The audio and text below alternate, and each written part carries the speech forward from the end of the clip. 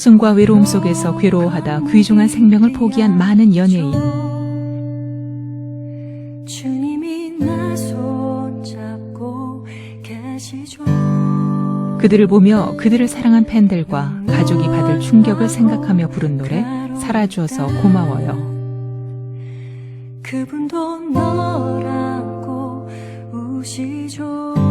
과거 그녀가 경험한 병마, 죽고 싶도록 믿지 않는 시대, 사랑하는 자녀의 아픔은 모두 하나님께 더 가까이 가는 디딤돌이 되어주었습니다. 여기 있다 하실 거예요.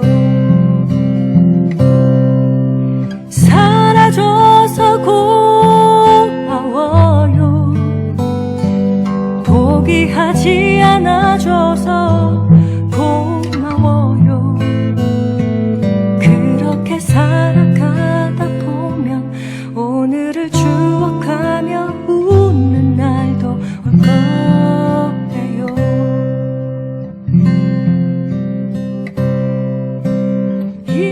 또 그 아픔과 상처는 다른 이들을 위로할 수 있는 내적 힘을 선물해 주었는데요.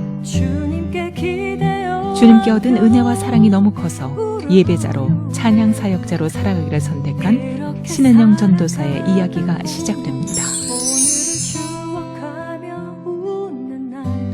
네, 이 살아줘서 고마워요라는 이 찬양은 연예인들의 이제 잇따른 자살, 또 그들을 좋아하고 사랑했던 이 팬들까지 또 그런 또 자살의 그런 일들을 많이 보면서 어떻게 하면 정말 붙잡아줄 수 있을까. 그래서 살아줘서 고마워요, 버텨줘서 고마워요 이야기해주고 싶었어요. 그래서 그 마음으로 이제 만든 노래고, 그런데 이제 요즘은 어르신들 많이 계시는 실버 예배나 뭐 쪽방촌 독거노인분들, 이제 암 환우분들에게 가서 이 찬양을 불러드릴 때 많이 우시고 또 저를 안고도 많이 우시고, 또 이제 유튜브에 자살방지송으로 살아줘서 고마워요가 이렇게 올려져 있거든요. 그 밑에 댓글에 보면 초등학생부터 또 이제 어른들의 이르기까지 이 노래 듣고 자살하려는 마음을 접었다, 살 희망을 주는 노래다, 이렇게 댓글을 주셨을 때 참 고맙고 너무 감사한 곡입니다.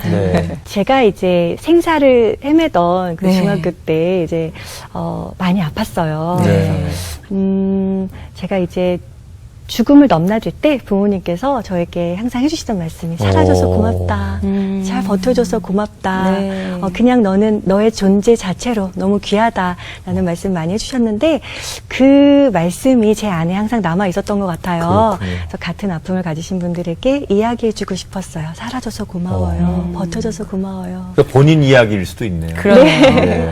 그런 이야기를 부모님 통해서 들으셨을 때 마음은 어떠셨어요? 어떤 마음이 좀 드셨어요? 만약 제가 그런 말씀을 듣지 않고 공부 잘해라, 뭐 넌 훌륭한 사람이 돼야 돼, 이런 말을 많이 들었다면 좀 이렇게 부담도 되었을 것 같고, 그런데 저는 그냥 삶이란 행복한 거구나. 그냥 내가 살아있다는 것만으로도 부모님 저렇게 기뻐해 주시고 그렇다는 것이 그냥 굉장한 든든함으로 다가왔던 것 같아요. 아니, 부모님께서 내 딸 살아줘서 고맙다라고 이렇게 말씀하셨다면 본인의 삶이 어린 시절 평탄치 않았다라는 얘기인데 어떤 사연이 있는 겁니까? 그러게요. 제가 중학교 1학년 때, 1학년 말부터 이렇게 좀 시름시름 알아갔어요. 그래서 뭐 자도 피곤하고, 그리고 많이 먹는데 또 살은 찌지 않고, 윗몸 일으키기 하나도 할 수 없을 정도로 굉장히 이제 체력이 바닥이고, 그래서 이제 저희 어머니께서 전국에 좋다는 뭐 한의원, 병원 다 데리고 다니시고 그렇게 했는데도 병명을 못 찾는 거예요. 그래서 일단은 병명을 알아야 치료가 가능한데, 그래서 어머니께서 이제 기도하시는 중에 하나님께서 이렇게 갑상선 이렇게 떠오르게 해주셔서 어머니께서 이제 뭐 의학적인 이제 뭐 그런 또 이렇게 지식이 있는 것도 아니시고 한데 정말 하나님께서 살려주시려고 또 살려서 쓰시려고 하셨던 것 같아요. 그래서 알려주셔서 병원에 가서 이렇게 피 검사 한번 했는데 갑상선 이제 기능 항진증 판명을 받고, 이제 그때부터 평탄치 않은 이제 저희 삶이 시작이 됐던 것 같습니다. 아니 근데 되게 갑상선 기능 항진은 청장년기에 많이 이렇게 발병을 한다고 알고 있거든요. 그 어린 나이에 발병하는 게 흔치 않고, 당시 또 병원에 가셨을 때 굉장히 수치가 높았다고 이야기를 들었어요. 근데 아니 근데 너무 어린 나이에 그게 발병을 하게 됐어요. 그게 네. 가능한 일인가요? 그래서 더 갑상선의 그 가능성에 무게를 두지 않으셨던 것 같아요. 네. 의사 선생님들도. 그래서, 저희 이제 어머니께서, 이제 불교 집안에서 자라셨는데, 네.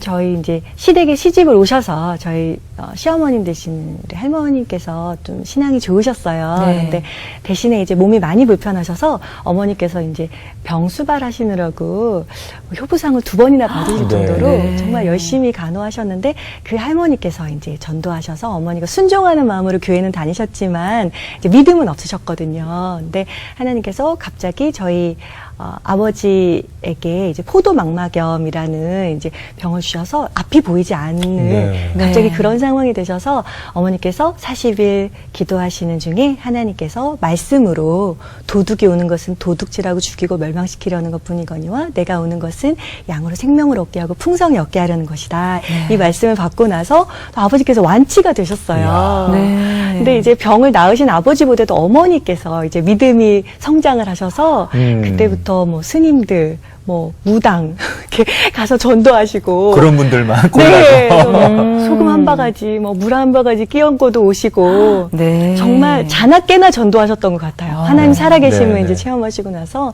근데 이제 사실은 저희가 처음 뜨겁게 신앙생활할 때 누구나 그런 실수를 하듯이 근데 지나치게 하셔서 아버지께서 이제 좀 이렇게 불화가 있었어요. 네. 아버지가 그렇게까지는 하지 않았으면 좋겠다. 근데 이제 어머니는 워낙 이제 받은 은혜가 크시니까. 그런데 사실은 제가 워낙 예민한 기질이기도 하고 이제 그런 이제 신앙적인 불화를 겪으시는 걸 보면서 굉장히 스트레스를 많이 받았던 어린 것 같아요. 나이에. 네네네. 그러니까 이제 그 아버지와 엄마의 그 신앙이 어찌 보면 조그만 충돌 속에 네, 어린 네, 딸은 이렇게 불안하기도 그렇죠. 하고 그럴 거기서 수 있죠. 자기도 모르는 내면적 스트레스가 이제 쌓일 수 있는데 네. 그래서 본인에게 그런 것들이 이제 하나에 누적되다 보니 병으로 왔고 네네. 그러면 건강을 언제 회복하시게 되는 겁니까?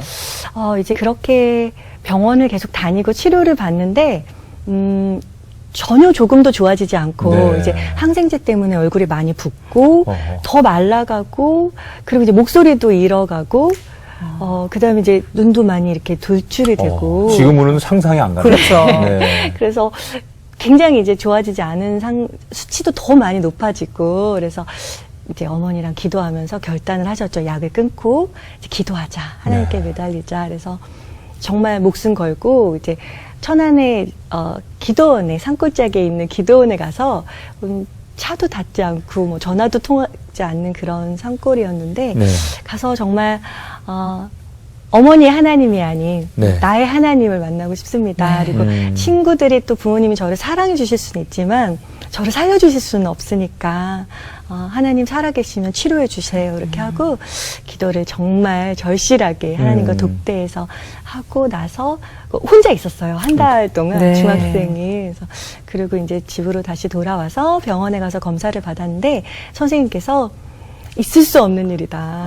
약을 끊고 이렇게 치료가 되었다는 건 기적이다. 네. 라고 그렇게 말씀해 주셨고 깨끗하게 지금까지도 이야. 네. 그때 이후로 네네. 와. 한 달에 그 기도원 앞에 하나님과 독대하면서 네. 치유가 일어났군요. 네. 아니, 그러니까 정말 어린 나이였지만 생가사의 주관은 하나님께 있다는 것을 정말 몸소 체험을 하신 거네요. 네. 근데 그렇게 하나님의 치유를 경험을 했는데 그 이후에 하나님을 강건적으로 역사하심을 또 경험했잖아요. 네, 그럼 네. 삶에 크고 작은 변화들이 좀 있었나요? 그렇죠. 그전에는 이제 부모님의 신앙이었다면, 네. 이제 그 이후로는 정말 나의 하나님. 네. 그래서, 또 제가 기도원에서 기도하면서 서원했었거든요. 하나님을 기쁘시게 하는 삶을 살고 싶습니다. 라고 이제 서원을 하고 이제 나와서 그때 또 찬양인도부터 시작을 해서 인도하는 제가 이제 고등학교 때까지 교회에서 찬양 인도했는데 인도하는 제가 늘 펑펑 울었어요. 앉아있는 애들은 쟤 왜 우는 거지? 집에서 혼났나? 무슨 일 있나? 네. 그래서 저는 중학교 때 뭐 그 수학여행, 고등학교 수학여행도 제가 다 안 가고 교회에서 부흥회 참석하고 정말 그야말로 뜨거운 학생이었던 것 같아요. 그러네요. 네, 그래서 이제 세상 경험은 많지 않은데 정말 그때부터 지금까지 하나님 안에서 쭉 이제 지내왔는데 문제는 제가 약을 먹으면서 이렇게 이렇게 안구 돌출되고 얼굴이 이렇게 부어 있었는데 네. 병이 다 나았어도 이제 그 모습은 그대로인 거예요. 아. 그래서 사람들이 이렇게 제가 복음을 전할 때 좀 이렇게 의심하는 거예요. 하나님 다 안 고쳐주신 것 같은데 이렇게 해서 좀 이제 억울한 마음에 제가 기도했어요. 하나님, 하나님을 전하는데 걸림돌이 됩니다. 하나님 성령 수술 시켜주셨으니까 하나님의 힘으로 성형 수술도 시켜주세요. 이야, 좋다, 좋아. 괜찮네. 네. 어린 아이들이 진짜 할 수 있는 네. 어린 아이밖에 할 수 없는 기도를 제가 드렸고 하나님께서 정말 자연스럽게 얼굴을 이렇게 만져주셨고 얼마 지나지 않아 정말 사람들이 이렇게 눈이 예쁘다, 뭐 얼굴이 예쁘다 이러는데 집에 와서 또 막 운 거예요. 아, 또 이상하구나 막 이랬는데 이제 시간이 흐르면서 하나님이 하셨구나. 제가 그럼 지금 뭐 모습에서는 그러니까. 그냥 이쁘다는 게 너무 당연하게 아름다워. 느껴지는데요. 너무 그 얘기 감사하죠. 들으면서 과거의 예, 그 모습이 그림이 그려지지 않고. 네, 맞아요. 그렇게 이제 하나님을 기쁘시게 하기 위해서 본인이 체험이 있으니까 네. 정말 찬양도 열심히 하고 인도도 하고 그러다가 평생 내가 하나님을 정말 찬양하는 사람이 돼야 되겠다라고 생각하시고 네. 음악을 이제 전공하셨더라고요. 네네. 제가 프레이즈 음악신학교에 네. 이제 입학을 해서 그때부터 이제 19에 입학을 했거든요. 네. 그래서 그때부터 이제 저의 사역이 시작되었습니다. 근데 학업이랑 함께 또 많은 사역을 병행하셨다고 하시는데 네. 어떤 사역들을 주로 좀 하셨나요? 정말 감사하게도 이제 어린이 캠프, 뭐 찬양 인도부터 시작해서 네. 뭐 아이들 설교, 그다음에 청장년, 그다음에 뭐 시골 사역, 소년원 사역, 쉼터 사역, 정말 할 수 있는 건 하나님께서 다 시키신 것 같아요. 폭넓게 또 사역을 감당해 왔습니다. 그리고 SBS 김정택 장로님과 함께 그 오케스트라 팀과 이렇게 찬양 사역도 많이 다녔고요. 그랬군요. 그래서 네. 코러스를 하면서 또 이제 대중가요 또 콘서트의 코러스도 하면서 네. 참 많이 배운 것 같아요. 네네. 사역만 했으면 알 수 없을 그런 네. 말들을 배웠습니다. 그러면 그 기간이 한 16년 16년 정도 네. 되신 거고. 찬양사 16년 되셨다고. 네. 그래서 사실 그간 사역하시면서 어려운 때도 있으셨을 텐데 네. 그때마다 혹시 붙잡았던 말씀이 있으신가요? 네, 갈라디아서 말씀인데요. 정말 내가 이 선한 일을 할 때 지치지 않고 이 선한 일에 하나님께서 함께 하시고 때가 이름에 거두리라 하는 그 말씀 붙들고 지금까지 하나님의 선한 일에 최선을 다해 왔습니다. 네. 이제 그 사실은 사람의 인생이라는 게 여러 가지 어떤 전기가 있어요. 뭐 전반전, 후반전을 네. 나누면 결혼하기 전에는 뭐 내가 혼자서 할 수 있는 일이 있고 네. 또 결혼하면 가정이라는 게 있고 가족의 관계가 생기면서 또 인생에 많은 변화가 있는데 네. 찬양 사역을 하시다가 이제 결혼을 하시잖아요. 네. 그러면 결혼이라는 게 찬양 사역을 또 도움을 줄 수도 있지만 또 장애물이 될 수도 있고 많은 또 변수가 생기는데 전사님 같은 경우는 결혼하고 나서 조금 더 영적으로 또 부딪힘이 있었다고 얘기 들었는데 네. 시댁이 이렇게 예수 믿지 않는 가정으로 시집을 가셨나요? 네. 제가 사실은 다들 목사님 사모가 될 줄 아셨고 소개도 많이 받았고 네. 이제 여러 가지 제가 뭐 반주, 뭐 지휘 이런 걸 다 할 수 있으니까 네네. 딱 교회 사모다라고 하셨었는데 저는 이제 개척교회에서 계속 봉사를 하고 뭐 이렇게 물 차오르면 막 물 퍼내는 뭐 그런 교회에서 제가 네. 계속 사역을 하다 보니까 하나님 고생은 저 혼자 할게요. 저는 사역자 남편보다는 이렇게 저를 잘 도와줄 수 있는 남편 만나고 싶습니다라고 네. 이제 기도를 했고 이제 저희 남편은 전혀 예수를 알지 못했던 아, 그래요? 네. 그래서 어떻게 만나셨어요? 제가 아르바이트를 하다가 이제 만났는데 그랬구나. 너무 고독해 보이는 거예요. 아. 그래서 예수를 전하고 싶다라고 이제 전도하려는 마음으로 이렇게 교제하다가 네, 하나님의 은혜로 이제 결혼을 하게 되었는데 저희 시댁도 이제 역시 불교를 이제 믿으시던 분들이고 그래도 다행히 아주버님과 이제 형님은 네. 신앙생활 하고 계셨던 분들이었어요. 네. 그래서 이제 믿음으로 제가 이 가정의 선교사로 파송받았다. 그 남편은 이제 결혼할 쯤에 예수 믿으셨고.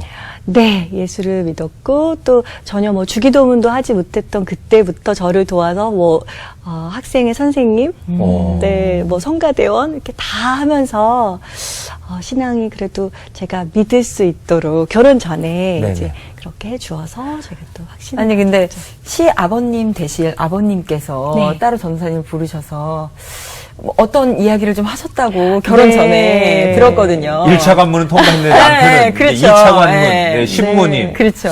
인사드리러 갔는데 저를 조용히 부르시더니 너무 마음에 드는데 네. 제가 이제 어른들을 또 많이 접했기 때문에 싹싹하게 네. 이렇게 상냥하게 이렇게 해서 너무 마음에 드는데 예수 믿는 게 싫다. 왜냐하면 내 주변에 예수 믿는 사람 치고 정상적인 사람들이 없었다. 동네에서도 뭐 이렇게 잔치가 이렇게 열면 이렇게 목사님들만 이렇게 상좌석에 앉고 우리는 막 남은 음식 먹으러 오라고 하고 그리고 신앙이 있는 분인데 또 스스로 목숨을 끊는 분들도 있고 그래서 네. 좀 기독교에 대한 안 좋은 이미지가 네. 있었던 것 같아요. 그래서 제가 아버님 저는 지금껏 살려주신 하나님 은혜에 너무 감사해서 살아왔고요. 네. 제가 결혼 안 하고 노처녀로 살 수는 있지만 사역을 안 하면 살 수 없는 몸입니다. 네. 라고 이제 강하게 나왔네요. 말씀을 드렸더니 아버님이 그러면 뭐 너네끼리 살 건데 네. 그래라 이렇게 허락을 해주셔서 큰 산을 하나 넘으셨네요. 그러게요. 네. 그럼 이제 어머님이 남으셨는데. 네. 그래서 어머님도 이제 원래 좀 이렇게 별로 신앙생활 하는 사람들을 별로 좋아하시지는 않으셨었는데, 제가 이제 들어와서 이제, 어른들에게 이렇게 싹싹하게 하고 이렇게 잘하는 걸 보면서 결혼하기 전에도 이제 많이 찾아뵙고 그랬는데 그런 거 보시면서 조금 그래도 할 수 있겠다, 괜찮겠다라고 생각하셨던 것 같아요. 네. 그래서 그리고 그 어머님이 지금은 이제 어려운 일을 또 이제 한번 겪으시고 남편의 전도로 이제 집사님이 되신 지 네. 3년 와. 이렇게 되셨어요. 처음 뭐 이렇게 교회를 나가실 때 어머니가 결단하신 고백이 있으시다고요? 네, 어느 날 이제 저한테 오시더니 얘야 오늘 부처님께 마지막 인사 드리고 왔다. 이야. 그래서 제가 너무 좋고 기쁜데 네, 어머니, 왜 그러셨어요? 이제 그랬더니 어머니께서, 아니, 뭐, 아들, 며느리, 큰아들, 며느리 다 예수 믿는데, 내가 다른 데서 빌면 이게 좀 영적으로 안 맞을 것 같다고. 그래서 어머니가 마지막 인사드리고 왔다라고 야. 하시면서 바로 교회로. 그러니까 마지막 인사라는 말이 참 그게 명언이시네요. 네. 아니 며느리가 사역자인 것이 싫다고 처음에 말씀하셨죠. 네. 아버님도 그러면 교회를 가시게 된 특별한 계기가 있으셨나요?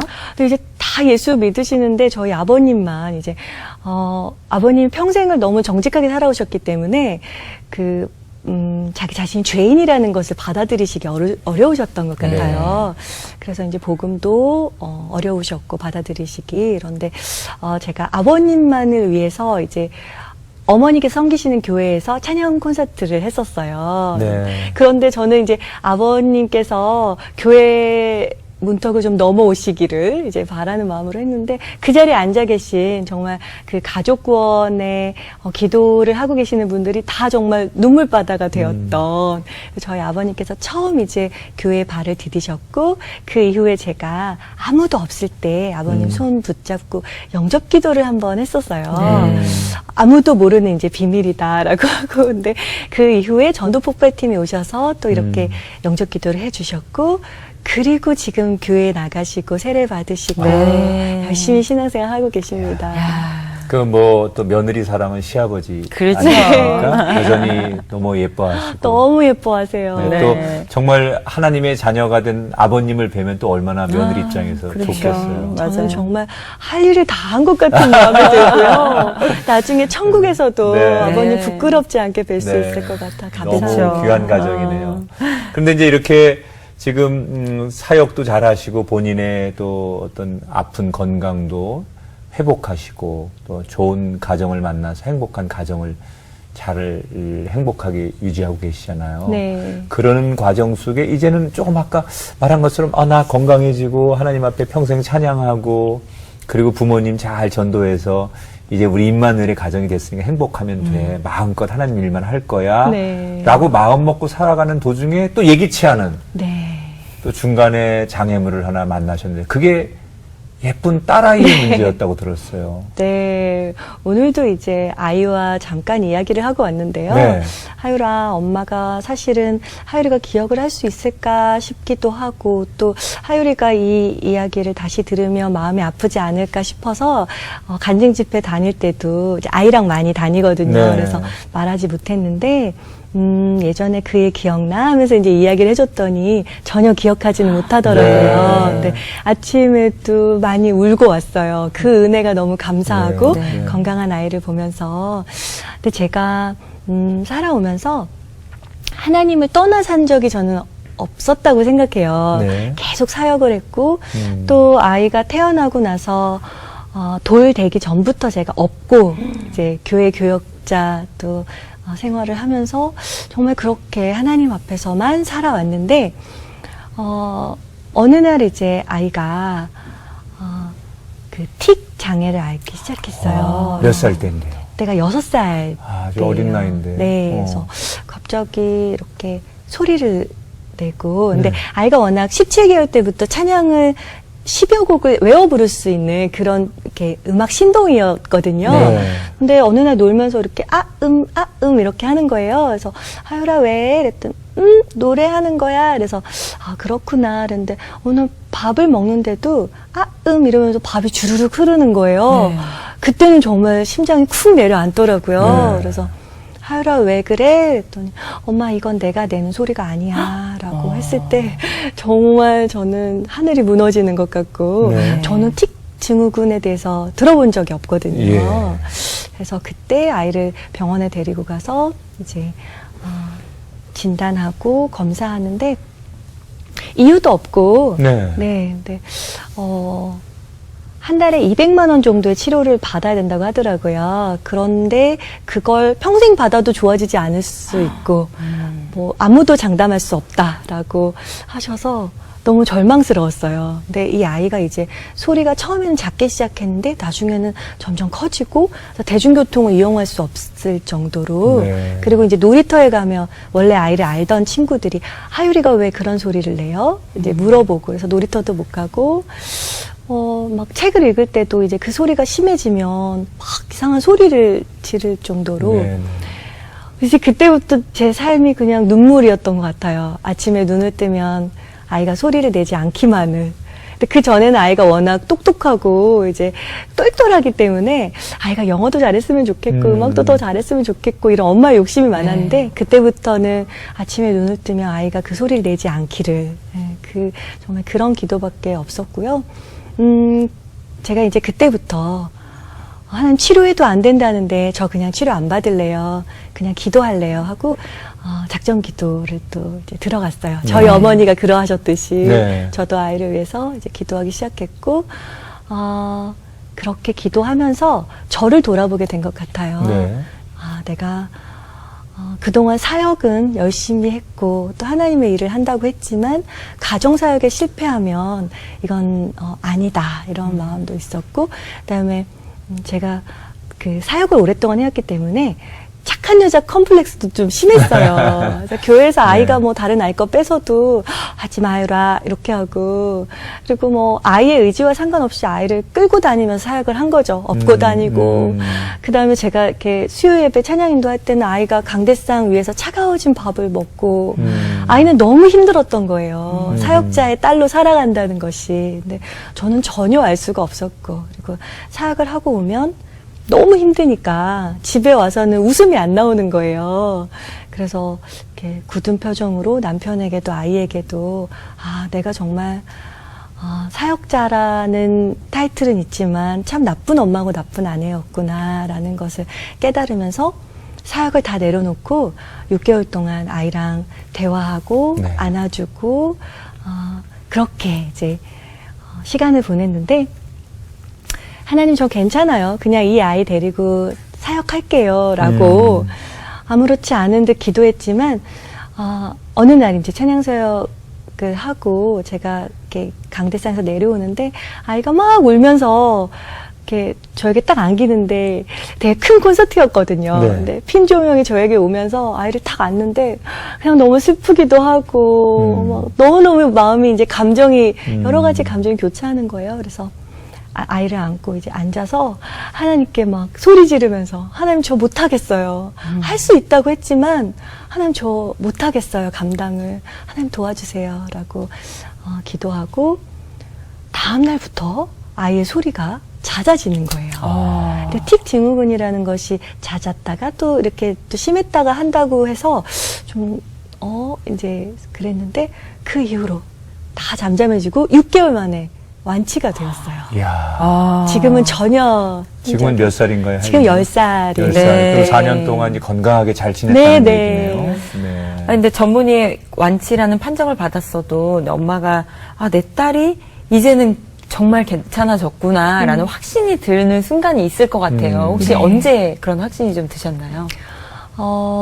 제가 이제 아이를 케어한 것뿐만 아니라 남편에게도 이제 미안해, 사역자의 남편으로 얼마나 힘들었어 라고 이제 고백을 하면서 3년 동안 도시락을 또 싸줬거든요. 네. 남편에게 그 도시락이 힐링이었다고 하더라고요. 그렇죠. 그러면서 이제 가정이 회복이 되니까 아이도 더 안정적이 되었고 사실 아이가 많이 안 좋았을 때는 나무에 이렇게 색칠을 하는데 네. 나무는 이제 자기 자신을 이렇게 표현하는 거라고 말씀하시더라고요, 선생님께서. 근데 온통 다 빨간색 물감으로.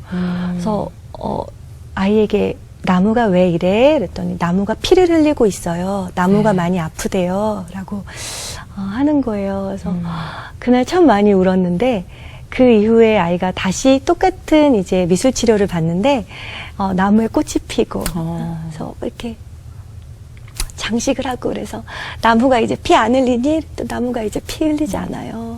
나무가 건강하고 예뻐졌어요. 라고 해서 너무 감사했었어요. 하율이의 마음이 건강해졌다는. 네. 정말 엄마만이 느낄 수 있는. 그렇죠. 마음이 아파요라고 하는 빨간 색깔은 본인의 아픔을 네. 아이가 표현할 수 네. 있는 표현이었을 텐데 네. 하나님께서 이제 꽃피는 네. 천국의 마음을 바꿔주셨다는 거. 하율이 너무 사랑하고 또 그 남편 도시락 싸주면서 네. 가정의 소중함을 아셨다고 했는데 많은 사역자들에게 줄 수 있는 좋은 메시지인 것 같아요. 네. 가장 가까운 곳에서 그렇죠. 아름다운 사역 네. 잘하는 가정사역. 하율이하고 아빠한테 남편분한테 영상으로 짤막한 편지 하나 전해주세요. 네. 사역자의 남편으로 또 사역자의 자녀로 살아오기가 얼마나 힘든 것인지 미처 몰랐는데 정말 하나님께서 어려움을 통해서 또 깨닫게 해주시고 또 나를 돌아볼 수 있게 해주셔서 참 너무 감사했던 것 같아요. 근데 정말 남편으로서 이렇게 사역하는 나를 하나님의 마음으로 품어주고 또 지금도 역시 너무 잘 도와주고 있어서 너무 고맙고 그다음에 하율아 너무너무 사랑해. 엄마가 지금까지 하율이가 많이 아팠던 마음 더 안아주고 하율이도 사랑하고 또 하율이처럼 아픈 아이들 돌아보는 그런 엄마가 되도록 할게. 사랑해. 어떻게 보면 정말 가정 안에서 그런 아픔과 상처로 인해서 사역이라는 그런 곳에 임하는 자세도 많이 좀 네. 달라질 수밖에 없을 것 같아요. 그렇죠. 내 삶의 많은 변화들, 하나님이 주신 은혜들을 깨닫게 되니까 그 이후에 나의 사역도 남편에게 달라졌던 것처럼 네. 아이에게 달라졌던 것처럼 좀 많이 달라졌을 것 같은데 어떠셨어요?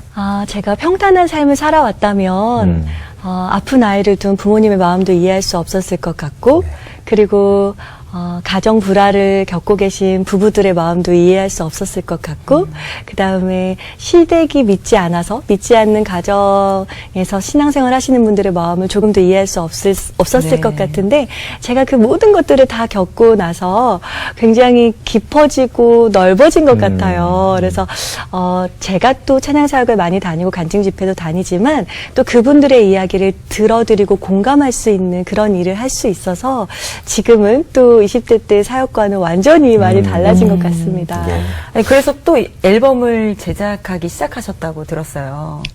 네. 제가 2017년 1월에 이제 사라져서 고마워요라는 이제 앨범을 발매하였고요.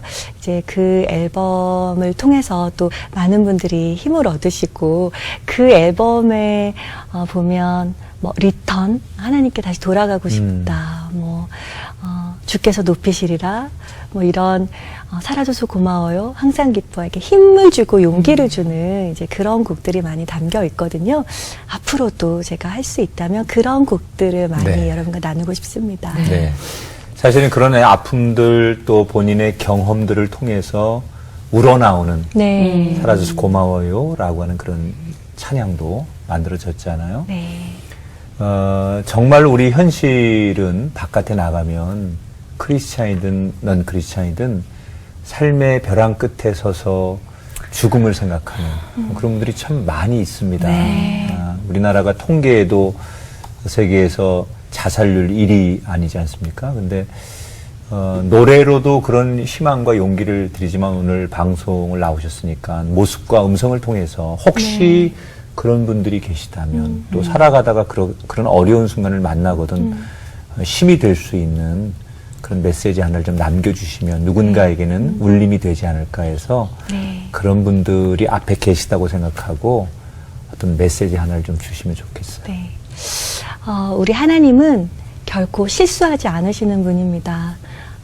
우리 앞에 보여지는 어려움이 지금 당장은 너무 커 보이고 그 다음이 없을 것만 같고 그 절망스러운 순간에도 하나님 일하고 계시고 그저 우리는 버티고 살아가는 것이 그냥 하나님 앞에서의 최선일 것 같아요. 그래서 나 혼자 열심히 하는 것보다는 하늘을 바라보고 하나님 손 꼭 붙잡고 그렇게 나아갈 때 내가 겪어낸, 내가 이겨낸 그 어려움을 통해서 또 누군가를 도와줄 수 있는 그런 삶을 사시게 될 거라고 저는 믿습니다. 당신이 무언가를 해서 귀한 것이 아니고 그 존재만으로 하나님은 너무나 귀하게 여기신다는 것을 잊지 않으셨으면 좋겠어요. 네. 더 많은 사람들에게 따뜻한 하나님의 사랑을 전하는 찬양의 통로, 또 하나님의 아멘. 사랑의 메신저가 되시기를 저희도 기도하겠습니다. 네. 감사합니다. 여러분 고맙습니다. 감사합니다. 감사합니다. 고맙습니다.